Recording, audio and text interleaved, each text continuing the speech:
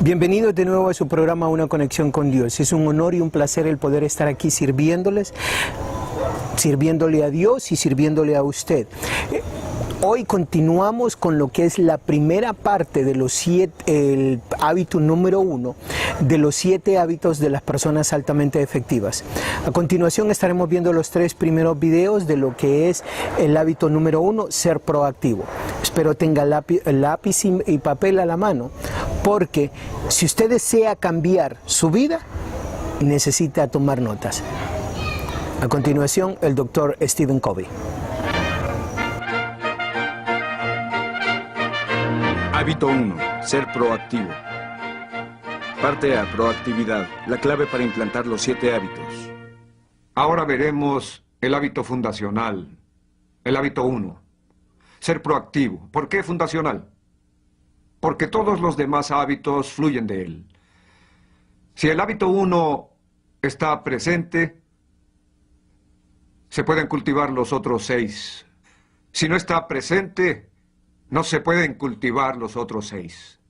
Hábito 1, ser proactivo, significa básicamente que su vida es producto de sus valores, no de sus sentimientos. Que su vida o la de su organización es producto de sus decisiones y no de las condiciones. Lo opuesto a ser proactivo es ser reactivo, que básicamente significa que su vida es función de sus sentimientos, sus ánimos, sus impulsos, del trato de los demás. El principio básico del hábito 1, ser proactivo, es asumir responsabilidades. El concepto es: usted y yo tenemos la capacidad de elegir nuestra respuesta. Si usted no cree que es capaz de elegir su respuesta, si no tiene esa visión de usted mismo, si se siente víctima, le puedo garantizar que definitivamente no estará facultado. No comenzará con el fin en la mente, con un pensamiento claro sobre el futuro. Estará atado al pasado y pondrá en segundo, tercero, cuarto, quinto lugar las cosas importantes, con su escalera apoyada en la pared equivocada. Pensará ganar, perder o perder, ganar. Buscará siempre ser entendido primero antes de entender. Y constantemente fracasará en toda clase de relaciones porque usted y el otro se sentirán mal entendidos. Vivirán en batallas de los egos, terminarán en compromisos en vez de con sinergia y no dedicarán tiempo a afilar la sierra porque nunca tendrán tiempo de cargar gasolina. Estarán demasiado ocupados, abrumados por pequeñeces. Por eso el hábito 1 es fundamental, básico. Es el componente vital y fundamental de los demás hábitos. De nuevo lo definimos como la capacidad de subordinar impulsos, ánimos, sentimientos, condiciones a los valores con base en principios. Subordinar hasta que poco a poco nuestra vida emocional, que se encontraba así, esté en orden. Podrán tener altas y bajas emocionales, pero habrá estabilidad, constancia en su naturaleza respecto a hacer y cumplir promesas a uno mismo y a los demás. Se puede tratar a los demás con amabilidad, sin capitular en las convicciones. Se puede comenzar a practicar con los otros hábitos que se construyen gracias a este. ¿Cuántos de ustedes se sienten mejor cuando el clima es agradable? Hay razones fisiológicas para ello. Se liberan endorfinas, sustancias químicas de la mente a través de la luz del sol. ¿Cuántos actúan mejor cuando se sienten mejor? Eso significa que somos reactivos a la cultura física. Si son gente proactiva, pueden sobrellevar el clima sin importar la cultura física. Y a través de irradiar energía positiva y de sonreír, también liberan endorfinas. ¿Y qué hay de la cultura social? ¿Cuántos se sienten mejor cuando los tratan mejor? ¿Cuántos actúan mejor cuando se sienten mejor? Esto es ser reactivo al clima social, a la cultura social.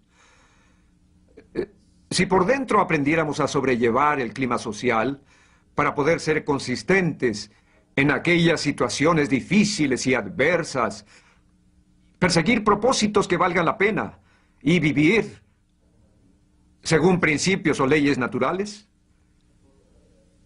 seríamos proactivos. A diario se nos pone a prueba de múltiples formas en problemas sencillos.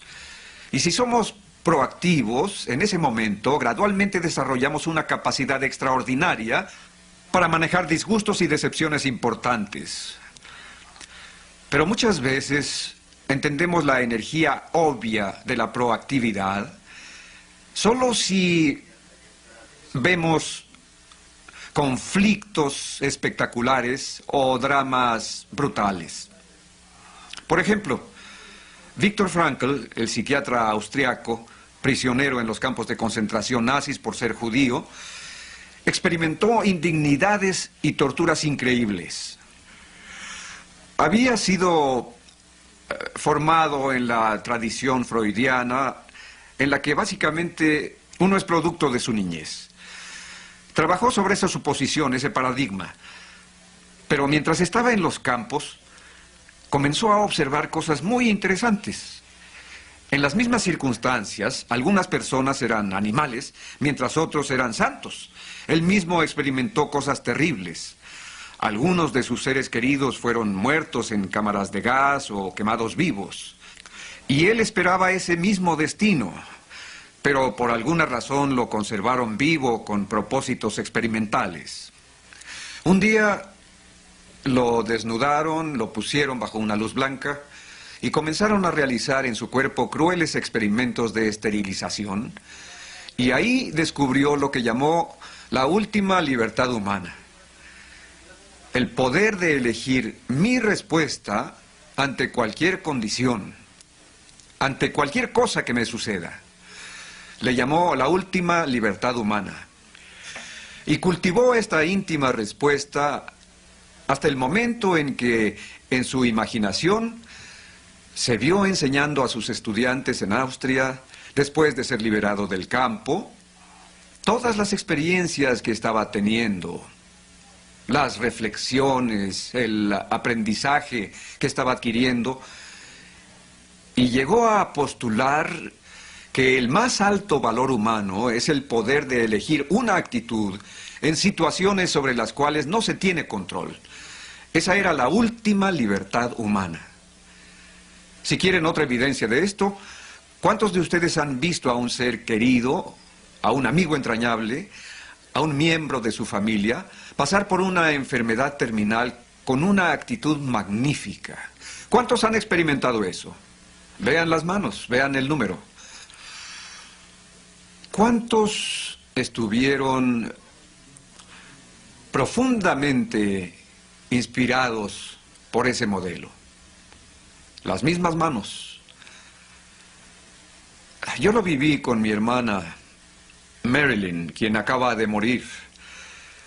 La noche anterior a su muerte me dijo: mi único deseo es enseñar a mis hijos y a mis nietos cómo morir con dignidad y con el deseo de contribuir y vivir la vida noblemente y con base en principios.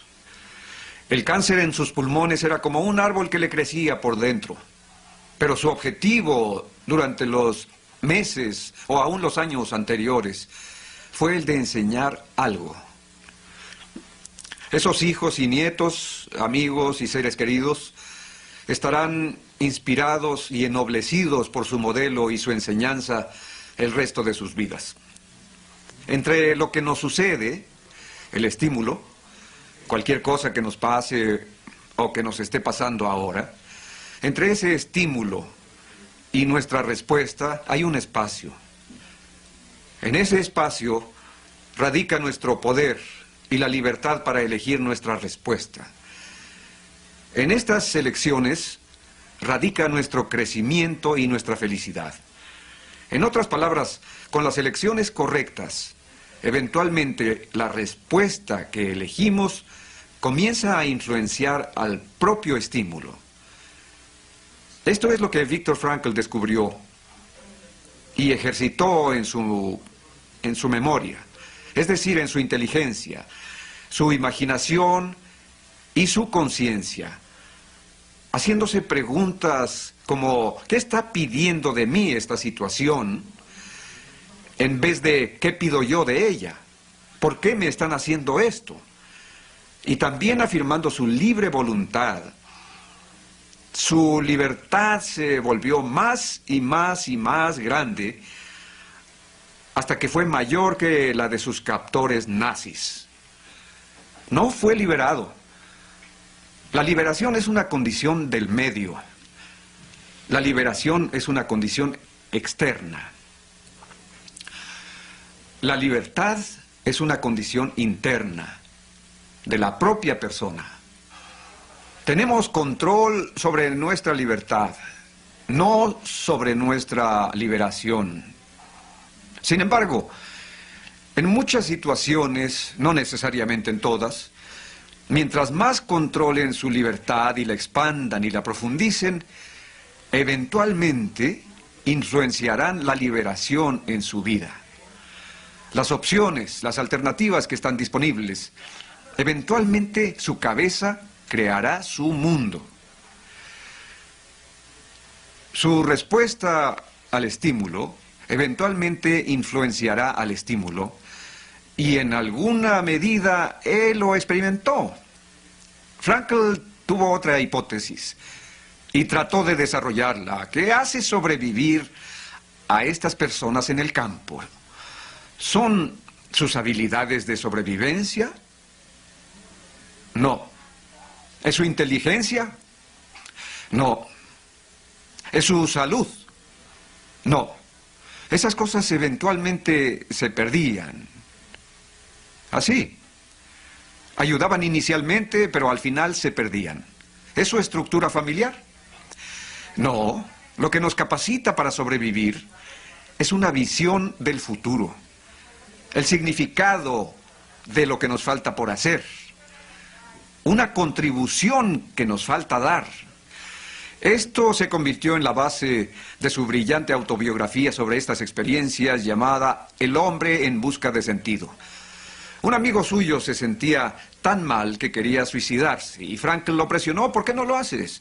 Él dijo, porque si muero antes que mi esposa, la iba a hacer infeliz y miserable. Y la quiero mucho.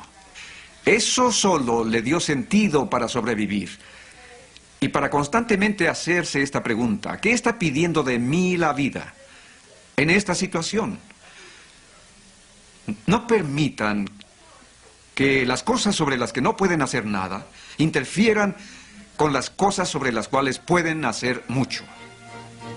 Una vez, mi hermano y yo fuimos a un cañón con un primo. Este primo estaba cortando leña, tenía un hacha. De pronto apareció una víbora. Él comenzó a perseguirla y le dio un hachazo. La cortó en dos. La cabeza le cayó aquí, entre el pulgar y el índice, y lo mordió. Pudo haber reaccionado de muchas maneras. Pudo querer vengarse de la víbora venenosa y seguirla cortando en pedazos. Pero era listo, rápido, proactivo. Subordinaba los sentimientos a los valores y se sacó la sangre lo antes posible. Mucha gente es herida por otros. Esta herida duele, pero la herida real es ir tras la venganza, ir tras la víbora. Eso es lo que lleva el veneno al corazón.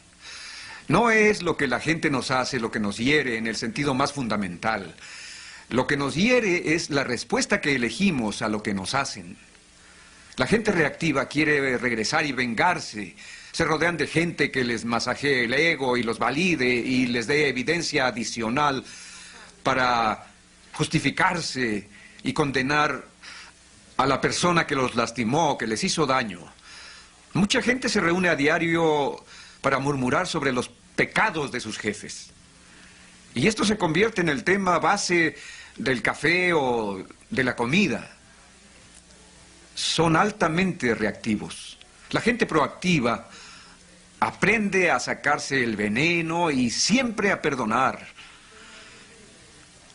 A perdonar y a olvidar. Resentimiento significa vivir una y otra vez lo mismo y alimentar el rencor. El efecto es llenarse con energía negativa, polarizarse, buscar autojustificación, buscar datos. Eso que queremos creer puede apoyarse fácilmente con datos. La forma de interpretar los datos. Como Eleanor Roosevelt lo dijo, nadie puede hacerte sentir inferior sin tu consentimiento. O como Gandhi dijo, nadie puede quitarte el respeto a ti mismo a menos que tú se lo des. La gente proactiva, que actúa con base en sus valores, sus propósitos, su visión, no rinde su poder, su libertad, su poder de elegir a las debilidades de los demás. Nunca debemos construir nuestra vida emocional sobre las debilidades de los otros. Si lo hacemos, nos debilitamos nosotros y alimentamos su poder para continuar complicando nuestra vida. Esto es mucho trabajo, particularmente para la gente que ha pasado toda su vida culpando de sus fracasos a otras personas. Una vez, una mujer se paró a la mitad de un grupo como este y comenzó a dar un discurso. Fue algo espontáneo. Luego sintió que era inadecuado, se apenó y volvió a sentarse. Pero no podía dejar de hablar con todos los que tenía a su alrededor, como si algo de lo que había aprendido le provocara una explosión emocional y tenía energía positiva. Se le veía en los ojos, en sus gestos, en su lenguaje corporal. En un receso hablé con ella. ¿Qué te pasó? Pues no tienes idea de lo que ese hábito o principio de ser proactivo significa para mí. Soy enfermera de tiempo completo de la persona más miserable y desagradecida que te puedas imaginar. Ni siquiera acepta conocerme, no demuestra ningún aprecio. Las otras enfermeras se sentían igual, casi nos poníamos a hablar de su muerte, esperándola, deseándola, mientras lo cuidábamos. Y que tú tengas las agallas de decir que yo elijo ser miserable. Por favor, yo no lo elegí, él me hace infeliz. Pero luego me di cuenta de lo dependiente que soy, de cómo he rendido mi poder a esta conducta miserable. Luego dijo, en cuanto me tragué esa enorme, gigantesca y amarga píldora, entendí y me dije, un momento, si elijo ser miserable, puedo elegir lo contrario. Salí de la prisión, fui liberada, por eso me paré y quería decírselo a todos. Quería proclamar mi libertad. No podía contenerme, no te puedo explicar lo que significa. Entre lo que nos sucede, el estímulo, y nuestra respuesta al estímulo, radica la libertad. La conducta y las acciones fluyen de nuestros paradigmas. La psicología determinista tiende a dividirse en tres áreas, tres campos. Determinismo genético, determinismo psíquico y determinismo ambiental. Determinismo genético significa básicamente de lo que sus abuelos son responsables. Sí, tengo un carácter fuerte, parece que se ha transmitido por generaciones, mi padre era igual y su padre también. Sí, soy una persona nocturna. Toda mi familia es así. En la mañana no me hablen, contesto mal. Me viene de generaciones atrás. Lo que hay aquí es una predisposición debida a mi estructura genética. Muy bien. Eso es el estímulo. Entre eso y nuestra respuesta está nuestra libertad de elegir la respuesta. ¿Qué deberíamos hacer? Adoptar un sistema de vida que no active la tendencia genética y que no nos vuelva disfuncionales por ella.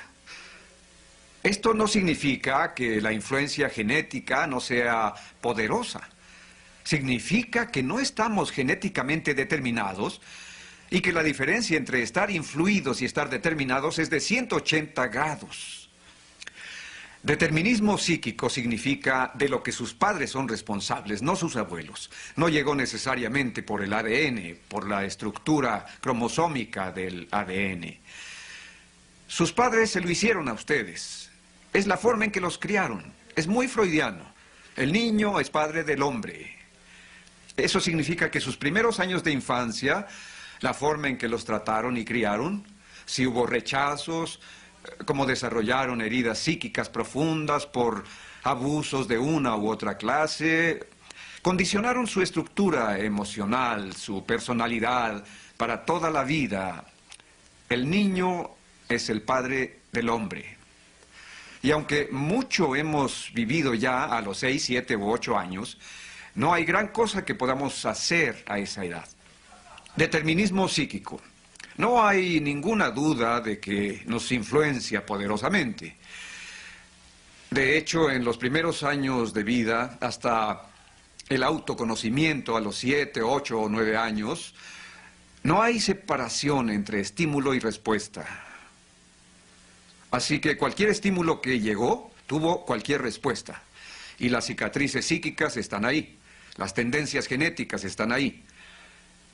En cuanto empieza el autoconocimiento, hay separación.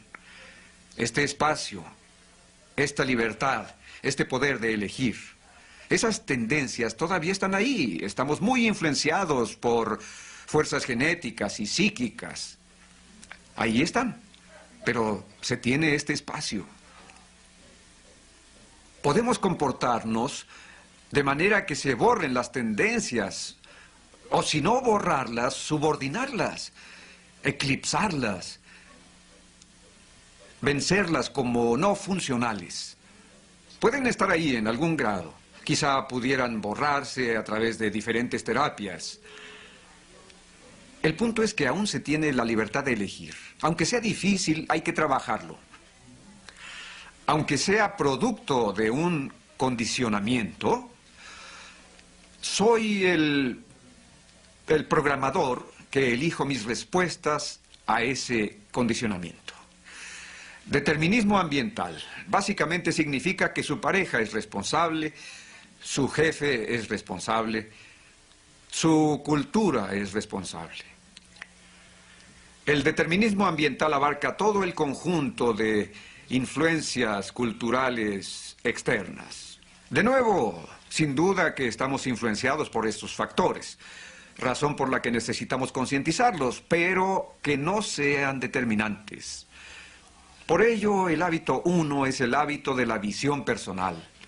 Pueden elegir su respuesta, ejercitando esa libertad, ese poder de elegir, el más alto de los poderes.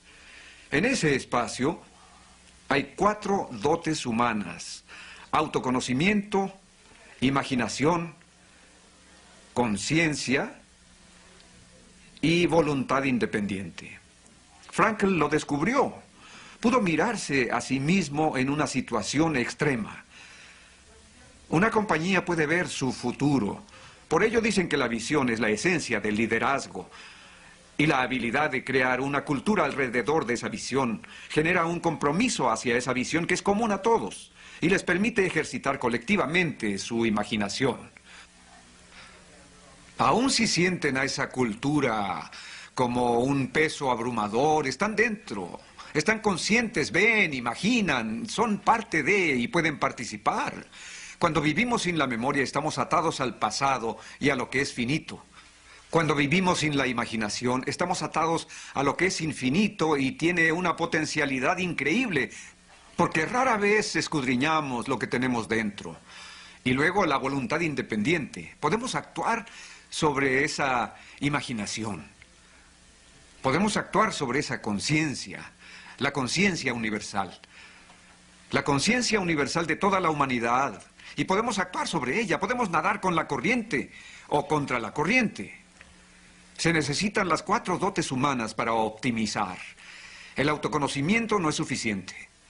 En mi opinión, se enfoca demasiado en la exploración constante de nuestro pasado y nuestras cicatrices psíquicas y sociales. No es que no sea útil y de ayuda. Creo que lo es. Pero es insuficiente. Se crea un desbalance si no se usa la imaginación para producir algo nuevo, para encontrar un nuevo significado, un nuevo valor, un nuevo futuro, y para ejercitar por uno mismo la fuerza de voluntad para ir hacia él. Pero la imaginación también es insuficiente. Hitler era una persona imaginativa, pero no tenía conciencia. Se manejaba por valores, pero sus valores no estaban basados en principios. Es el autoconocimiento, más la imaginación, más la conciencia, más la voluntad independiente, la clave para tomar una pausa en ese espacio y llegar a esas dotes humanas: autoconocimiento, imaginación, conciencia y voluntad independiente. Luego comenzar a actuar de manera lenta y pausada.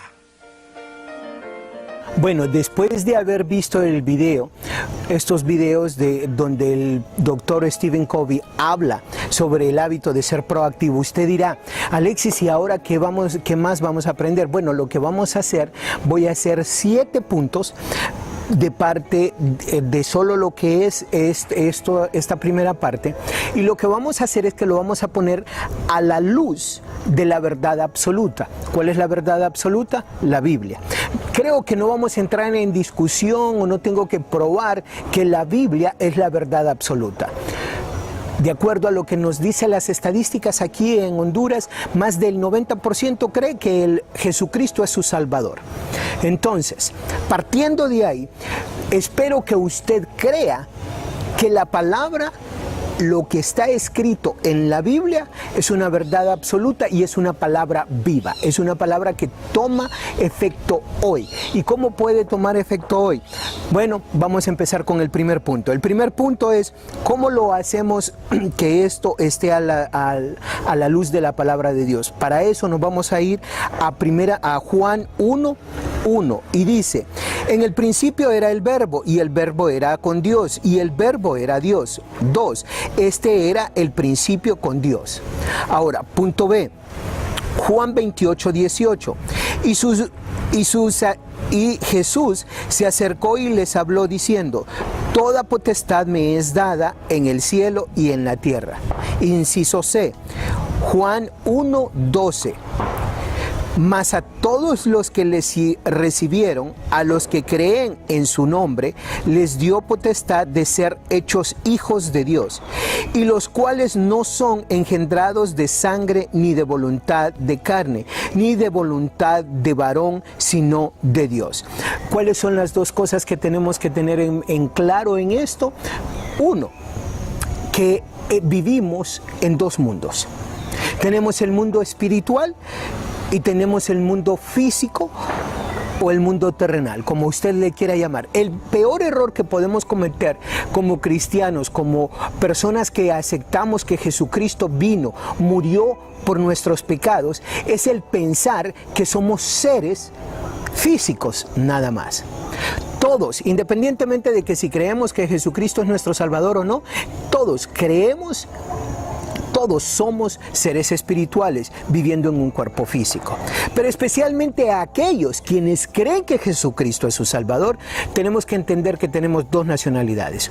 Una en el mundo espiritual y otra en el mundo físico. Y el peor error que podemos cometer, como les he dicho anteriormente, es pensar que nosotros vamos a vivir en este mundo físico guiado por las leyes de este mundo y no por el mundo espiritual. Ahora, una de las cosas que usted se estará preguntando, Alexis, ¿cómo hago esto? ¿Qué puedo hacer al respecto? Entonces, lo que yo le contestaría sería esto, lo que dice en el inciso D. ¿Qué es lo que dice la Biblia? En Santiago 1:5 dice lo siguiente: y si alguno de vosotros tiene falta de sabiduría, pídala a Dios, el cual da a todos abundantemente y sin reproche, y le será dada, pero pida con fe, no dudando nada, porque el que duda es semejante a la onda del mar, que es arrastrado por el viento y echada de una parte a otra. En otras palabras, tiene un problema. Si usted está que hoy soy de esta manera y que mañana soy de otra, o que usted permita y que sus emociones lo muevan de uno a otro lugar, entonces, ¿qué es lo que va a suceder? Que usted no va a poder ser consistente, constante con su manera de ser, con su manera de proceder. Usted no va a estar siendo guiado bajo principios bíblicos, sino que va a ser guiado bajo sus emociones, bajo el clima de la atmósfera de su medio ambiente. Ahora, en los versículos que leímos anteriormente, leímos que somos hijos de Dios. ¿Qué significa cuando usted es hijo de Dios? Que usted tiene acceso, óigame bien, que usted tiene acceso a todo en este mundo. A lo que usted necesite, si usted tiene necesidad de sabiduría, si usted tiene necesidad de inteligencia, si usted tiene necesidad de comprensión, si usted tiene necesidad de madurez, a todo lo que usted necesite, Dios está ahí para proveérselo, de acuerdo a la soberanía, de acuerdo a la inteligencia, de acuerdo a lo que Él quiere para su vida. Pero la pregunta viene siendo de esta manera: ¿cómo nosotros podemos saber lo que Dios quiere? ¿Cómo podemos realmente conocer? Y eso es lo que nos está diciendo Santiago en el capítulo 1, versículo 5, que si necesitamos tener sabiduría, que la pidamos, pero que la pidamos con fe, sabiendo que Dios se va a manifestar de una u otra manera. Él nos va a dar la respuesta que nosotros estamos buscando. Ahora, mire lo que nos dice en el inciso E, en Santiago 1:9 dice: el hermano que es de humilde condición, gloríese en su exaltación. El versículo 10 dice: pero el que es rico en su humillación, porque él pasará como la flor de la hierba. Entonces, ¿qué sucede con esto? Tenemos que, si usted se considera una persona que no tiene nada, desde el punto de vista material, si usted se considera una persona que no tiene nada, gloríese en Dios. Ahora, si usted se considera una persona que tiene mucho, entonces manténgase humilde, porque esa riqueza también pasará. ¿Qué es lo que en síntesis, qué es lo que nos está diciendo Dios con esto? Que nuestra seguridad debe ser basada en la relación que nosotros tenemos con Él, no en el conocimiento, en la sabiduría que nosotros como seres humanos podemos tener, o en las cosas materiales que nosotros podemos tener. No hay nada de malo que usted tenga el carro del año, que usted tenga una mansión, que usted sea bendecido desde el punto de vista material. Eso solo es una manifestación de lo que usted hace con los dones que usted tiene. Pero Dios también le llama a una recapacitación sobre cómo usted administra esos dones y qué es lo que usted hace y cómo usted se siente. Punto número 2, su seguridad. Me encanta lo que el doctor Covey dice cuando relata el ejemplo del doctor Frank, del psicólogo Frank. Dice: libertad para reaccionar, teoría del doctor Frank. lo que el doctor Frank dijo cuando dijo esta frase: el más alto valor humano es poder elegir nuestra actitud en situaciones en las cuales no se tiene ningún control. Y desde el punto de vista bíblico, ¿cómo podemos ver esto? Le voy a leer de nuevo esto. El más alto valor humano es poder elegir nuestra actitud en situaciones en las cuales no se tiene ningún control. Esa parte, espero la haya escrito, de verdad. Ahora, ¿a dónde nos podemos ir a la Biblia para decir, Alexis, cómo es que Dios me habla de esto? Entonces, para eso, vámonos a Mateo 5, capítulo 5, versículo 40. Y nos dice esto: y al que quiera ponerte a pleito y quitarte la túnica, déjale también la capa. 41. Y a cualquiera que te obligue a llevar carga por 1 milla, ve con él 2. Una de las cosas que el doctor Covey decía cuando estaba hablando sobre esto es esto: la liberación es una condición del medio. La libertad es una condición interna, la propia de la persona. ¿Qué es lo que nos está diciendo el doctor Covey y cómo podemos relacionar esto desde el punto de vista bíblico y con lo que le estoy mencionando de Mateo 5, 40 y 41? Que si te quieren quitar la capa, que si te quiere que le des la capa, que si te quiere te dan a que cargues por 1 milla, que la lleves 2. ¿A qué se refería Jesucristo en ese momento? Lo que Jesucristo se refería en ese momento, para darle el contexto de esta situación, recuerde que en ese momento los israelitas eran colonizados por los romanos. Entonces lo que sucedía es que un soldado romano podía estar en el centro de la ciudad, y si ese soldado romano iba para otro lugar, le podía decir a cualquier israelita: lleva mi armamento, ayúdame a cargar lo que yo traigo. Y era una obligación de ese israelita ir 1 milla afuera de la ciudad, ayudando a ese soldado con esa carga. Ahora, ¿qué sucedía? ¿Qué era lo que Jesucristo le estaba diciendo? Para los israelitas eso era una de las humillaciones más grandes que podía hacer un soldado: decirle que cargara con lo que él traía. Y Jesucristo le está diciendo: no solo se la lleves 1 milla, sino llévaselo 2. ¿Qué es lo que nos está diciendo el doctor Covey? ¿Qué es lo que enseñó el doctor Frank? Que nuestra libertad no depende de alguien afuera, sino de algo adentro, en nuestro corazón y en nuestra mente. Alguien nos puede tener cautivos, alguien nos puede privar de nuestra libertad, pero nosotros podemos estar libres emocional, psicológicamente, viviendo en una cautividad. Cuando la persona logra entender eso en el mundo afuera, logra tener una libertad emocional hacia cualquier circunstancia. Ahora, cuando nosotros aquí, dentro del mundo espiritual, entendemos que nosotros somos libres, que el precio ya fue pagado por nuestro pecado, entonces eso nos da la oportunidad de tener todavía más libertad.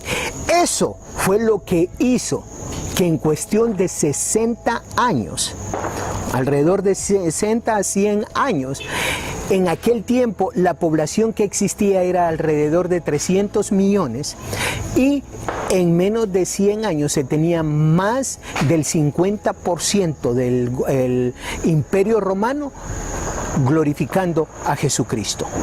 ¿Por qué? Porque las personas eran libres, aunque estuvieran esclavizadas, pero ellas internamente, emocionalmente,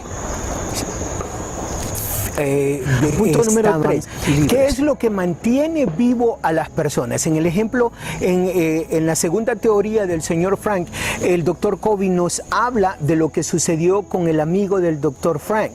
Ahora, él en términos más concretos dice, la visión que la persona tiene, la esperanza, el amor que hay dentro de la persona hace que esa persona se mantenga viva. ¿Por qué? Porque tiene una visión hacia dónde va, qué es lo que quiere lograr, qué es lo que, cuál es su razón por qué está en este mundo. Y una de las cosas que dijo, que me encanta, dice, ¿qué está pidiendo de mí esta situación de la vida? El doctor Stephen Covey nos hace esa recomendación, que nos hagamos esa pregunta. ¿Qué está pidiendo de mí esta situación? ¿Qué es lo que esta situación está pidiendo de mí en este momento? Y una de las maneras como lo podemos contestar desde el punto de vista bíblico es en Mateo 28, 19. ¿Qué es lo que nos dice? Por tanto, id y haced discípulos a todas las naciones, bautizándolos en el nombre del Padre y el Hijo y del Espíritu Santo. Versículo 20, enseñándoles que guarden todas las cosas que os he mandado, y he aquí, yo estoy con vosotros todos los días hasta el fin del mundo. Ahora, ¿qué sucede con esto? Dios nos está diciendo, tienes que ser pastor para hacer esto, tienes que ser evangelista para hacer esto, tienes que ser apóstol para hacer esto, tienes que tener algo en especial. No. Entonces la pregunta es, ¿usted ya está poniendo en práctica esto todos los días en su medio ambiente con quienes usted comparte? Porque eso es una de las cosas que Dios nos pide. Ahora, el punto B, en Números 18, 29. Mire lo que dice, de todos vuestros dones ofreceréis toda ofrenda a Jehová, de todo lo mejor de ellos ofreceréis la porción que ha de ser consagrada. Esto nos habla de todos nuestros dones. Entonces, ¿qué es lo que sucede? Si usted ha pensado de que la única manera como usted puede servir a Dios es en las cuatro paredes, en el edificio donde usted se congrega, en la iglesia donde usted se congrega, entonces, ¿qué sucede en su trabajo? ¿Qué sucede en su casa?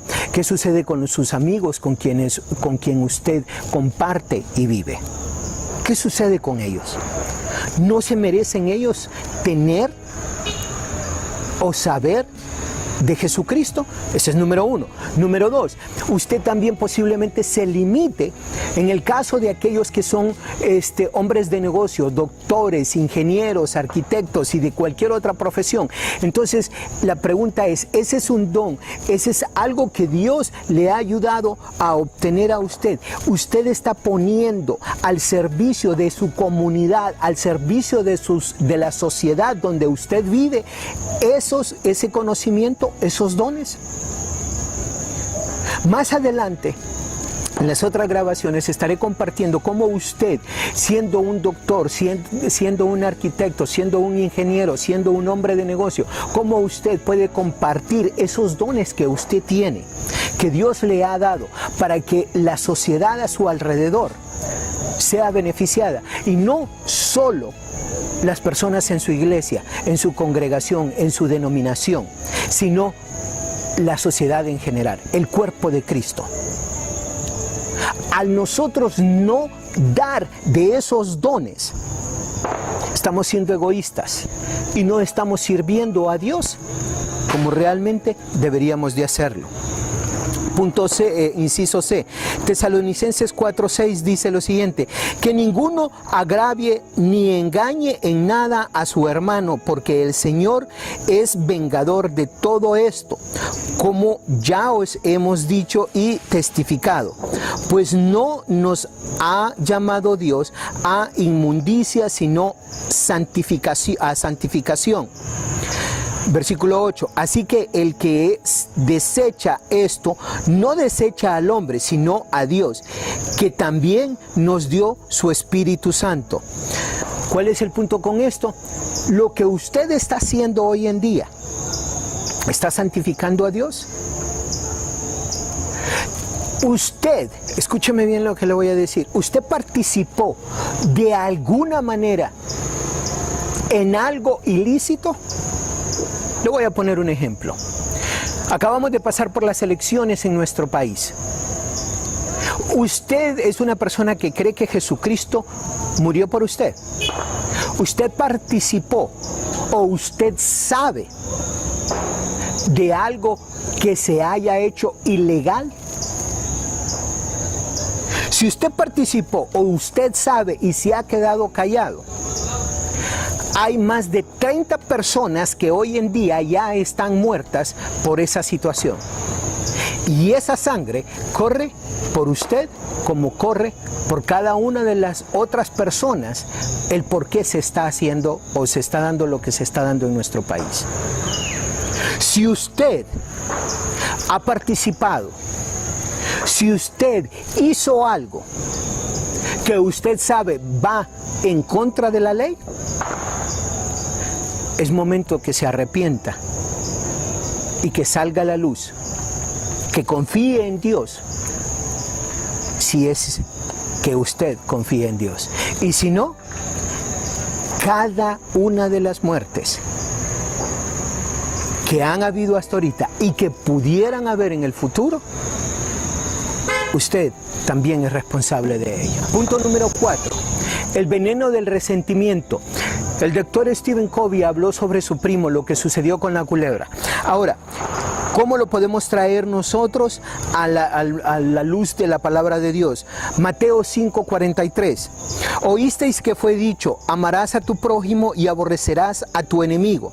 Versículo 44. Pero yo os digo, amad a vuestro enemigo, bendecid a los que os maldicen, haced bien a los que os aborrecen y orad por los que os ultrajan y os persiguen. ¿Qué es lo que sucede? ¿Qué es lo que va a hacer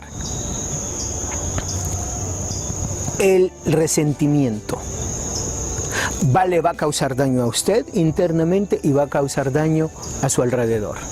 Necesitamos perdonar. Hace unos momentos le decía yo, si usted participó, fue una de las personas que hizo algo en las elecciones y usted hizo algo ilegal, que esa sangre va a correr sobre usted también.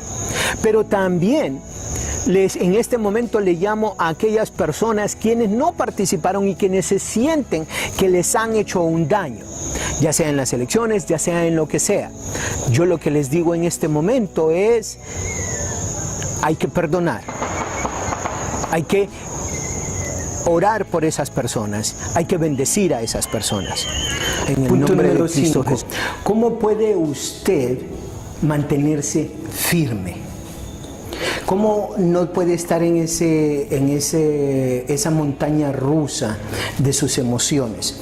Desde el punto de vista bíblico, si nos vamos a Jeremías 17:7, dice: bendito el varón que confía en Jehová y por cuya confianza es Jehová, porque será como el árbol plantado junto a las aguas, que junto a la corriente echará sus raíces y no verá cuando viene el calor, sino que su hoja estará verde y en el año de sequía no se fatigará ni dejará de dar frutos. ¿Cómo nos podemos mantener nosotros firmes? Es uno, confiando en Dios, pero para tener esa confianza en Dios, un 100% de esa confianza en Dios, le tengo otras preguntas aquí. Número 1, ¿usted cree que Dios, la Biblia, es la verdad absoluta? Creo que si yo estuviera frente a frente con usted tomándome una tacita de café con la Biblia enfrente, usted me diría, sí, Alexis, sí creo que la verdad absoluta es la palabra de Dios. Usted me diría que sí. Ahora la siguiente pregunta es, ¿usted está dispuesto a vivir de acuerdo a esa verdad absoluta? ¿Usted está de acuerdo a hacer lo que Dios le pide? ¿Usted está de acuerdo en permitir que el Espíritu Santo le siga guiando. Eso es todo lo que toma. Pero para poder hacer eso, necesitamos tener una relación con Dios. Ahora, para hacer esa relación, pero es una relación sincera, genuina, de amor, no de miedo. Porque si usted tiene una relación de Dios por miedo a que se va a ir al infierno, por miedo a lo que Dios le va a hacer, entonces usted lo que es única y exclusivamente temerario de Dios, y como consecuencia usted no puede tomar pasos de fe. Ahora, si usted ama a Dios y cree en Él y tiene esa relación con Dios, entonces usted no tendría ningún problema en dar esos pasos de fe. ¿Ese es el caso? ¿Está usted con esa relación? ¿Tiene esa relación con Dios? Si no la tiene, la pregunta es, ¿cree que sería un buen momento empezar a crear esa relación? Esta es la razón por qué tenemos este programa, Una Conexión con Dios. Es para ayudarle a crear esa relación con Dios, a entender desde un punto de vista de allá afuera, un punto de vista físico, pero entender la parte espiritual, porque cuando usted entienda la parte espiritual, entonces vivir en este mundo físico no va a ser ningún problema. Recuerde esto, este mundo terrenal, este mundo físico tiene un príncipe, y ese príncipe quiere que usted viva su vida eterna en miseria. Ahora usted tiene algo para escoger: o usted le cree al príncipe de este mundo, o usted le cree a Jesucristo, al que dio su vida por usted. Y usted puede creer y permitir que el Espíritu Santo lo guíe, como lo leímos en el punto número 1, Juan 1:1. En el principio era el Verbo, y el Verbo era con Dios, y el Verbo era Dios. ¿Se acuerda de esa parte? De eso se trata. Punto número 6. Trabajar en el círculo de influencia. ¿Qué es lo que sucede? Posiblemente usted venga y me diga: Alexis, no sé qué hacer, no sé cómo hacerlo, no sé cuándo hacerlo. A lo que Dios le respondería de esta manera. En Proverbios 2, versículo 1 dice: Hijo mío, si recibiereis mis palabras y mis mandamientos guardares dentro de ti. Versículo 4: si como a la plata la buscares y la escudriñares como a tesoros, entonces entenderás el temor de Jehová y hallarás el conocimiento de Dios. Porque Jehová da la sabiduría, y de su boca viene el conocimiento y la inteligencia. Recuerde esto. La sabiduría o la inteligencia para nosotros es aquella inteligencia donde se le cae el dinero a alguien y viene uno y le pone el pie al dinero y empieza a ver quién lo está viendo, y como dice el colombiano japonés, que le pone el pie al dinero y empieza a ver quién lo está viendo, y si mira que hay alguien que lo está viendo, entonces usted le dice micha, mitad y mitad. O como el otro día estaba yo en el bus y miré como cuando a una muchacha se le cayó el dinero, viene alguien más y le levanta el dinero y le habla a la muchacha para darle el dinero, y viene otro señor diciéndole al que le estaba tratando de dar el dinero a la muchacha que el dinero era de él, cuando todos habíamos visto a quién se le había caído el dinero. Inteligencia se le llama a aquella persona que viene y en su pesa le pone unos cuantos gramos, quizás un cuarto o medio cuarto de una libra, y cuando usted va a comprar el queso, la mantequilla o lo que vaya a comprar, él o ella ya va ganando. A eso le llaman inteligencia. Inteligencia en este mundo se le llama a tomar ventaja de los demás. Inteligencia se le puede llamar a que yo soy más inteligente y yo sé cómo hacer las cosas. No como tú las quieres, sino como yo sé que tú debes de hacer las cosas. Lo que Dios nos dice en su palabra es que si buscamos su presencia, si buscamos, mire lo que dice en el versículo 2, dice, en el capítulo 4, versículo 4, si como a la plata la buscareis y la escudriñares como a tesoro, entonces entenderás el temor de Jehová. ¿Y qué es eso? El temor de Jehová no es como le decía yo anteriormente, de tenerle miedo a lo que es el castigo, sino el amar, el hacer las cosas como Dios nos dice, por el amor que tenemos a Dios y porque no queremos romper esa relación que tenemos con nuestro Creador. Un ejemplo le comentaba hace uno o dos de los puntos que le quería decir o que le dije. También le mencionaba de que al crear esa relación, entonces uno puede tomar esos pasos de fe, hacer las cosas que uno no piensa. Tengo prácticamente 3 meses de estar aquí en Ceiba, y cuando yo vine para acá venía sabiendo una sola cosa, que mi fe estaba puesta en Él, que Él era quien me traía aquí. Gracias a eso, hoy puedo decir que vamos a hacer otras cosas en enero que en mi vida yo hubiera pensado que íbamos a ser capaces de hacer. Ahorita, en este momento, esta grabación que estamos haciendo, hace 1 año atrás, 2 años atrás, yo no hubiera pensado que podíamos hacer esto. Hace tan corto tiempo como 1 año atrás, menos de 1 año, unos 8 o 9 meses, yo no podía pensar de que podía estar aquí en Ceiba haciendo esta grabación.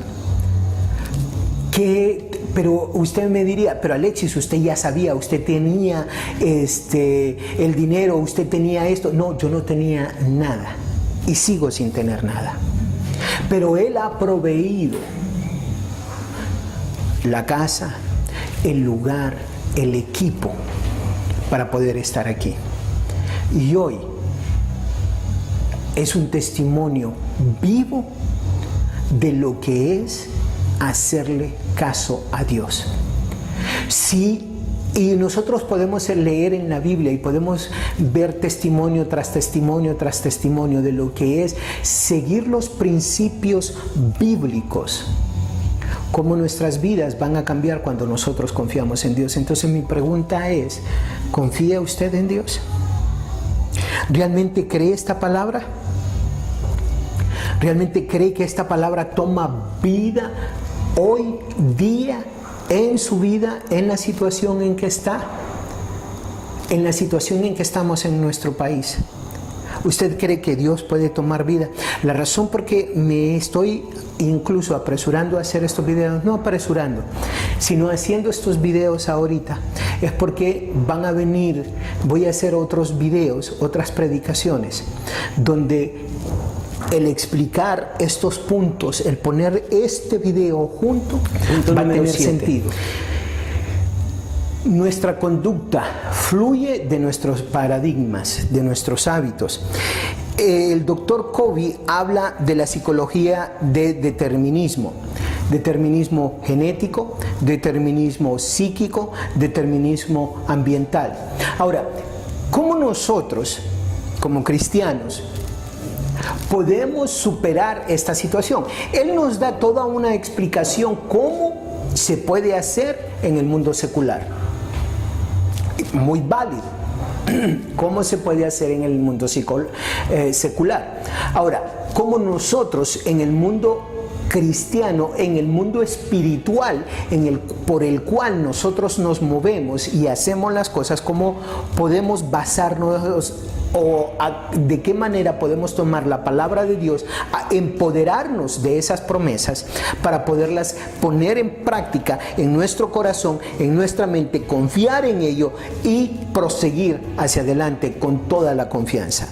En Juan 14, en número A o punto A, inciso A, Juan 14:26, mas el Consolador, el Espíritu Santo, a quien el Padre enviará en mi nombre, Él os enseñará todas las cosas y os recordará todo lo que yo os he dicho.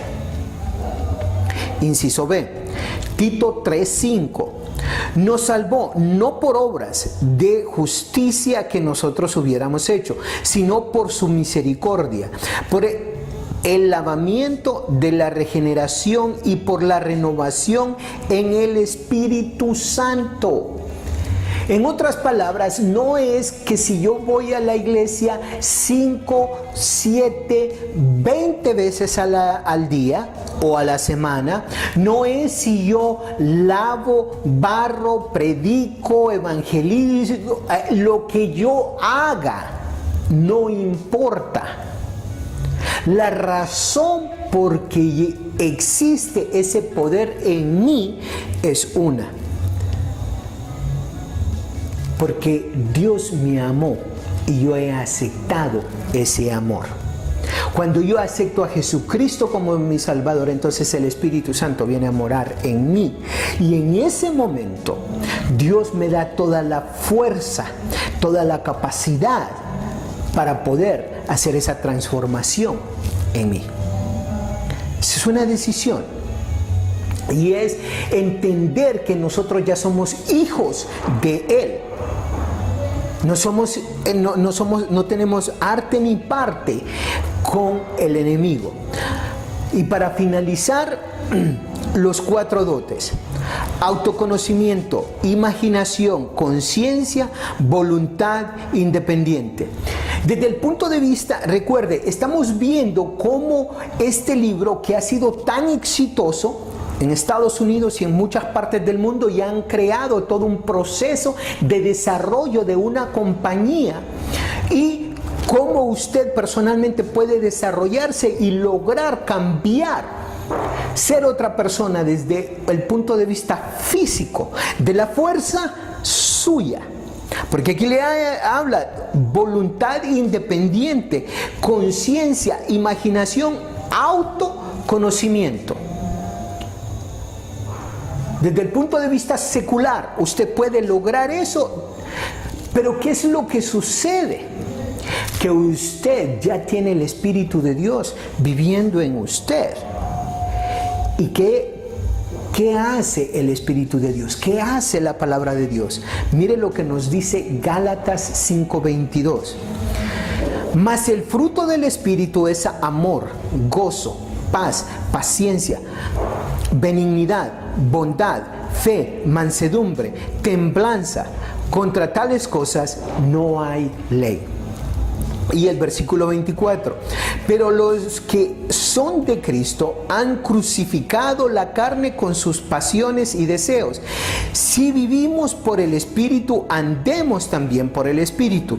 No nos hagamos vanagloriosos, irritándonos unos a otros, envidiándonos unos a otros.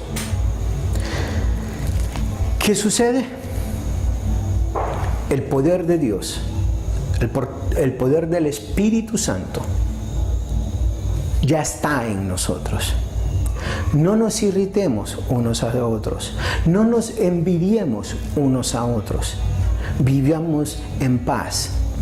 ¿Qué es lo que nos enseña el primer hábito? Ser proactivo. Lo que yo estoy buscando al darle esta clase es enseñarle cómo, desde el punto de vista secular, cómo han habido compañías, cómo han habido personas que han transformado su vida poniendo en práctica estos 7 hábitos. Si lo quiere ver desde el punto de vista secular, ahí tiene toda la información. Yo solo lo que estoy haciéndole es esto, diciéndole, esto es lo que dice el mundo secular, esto es lo que dice Dios. Uniendo esas dos cosas, el mundo físico con el mundo espiritual. Ahora la pregunta es, ¿qué va a hacer usted con ese conocimiento?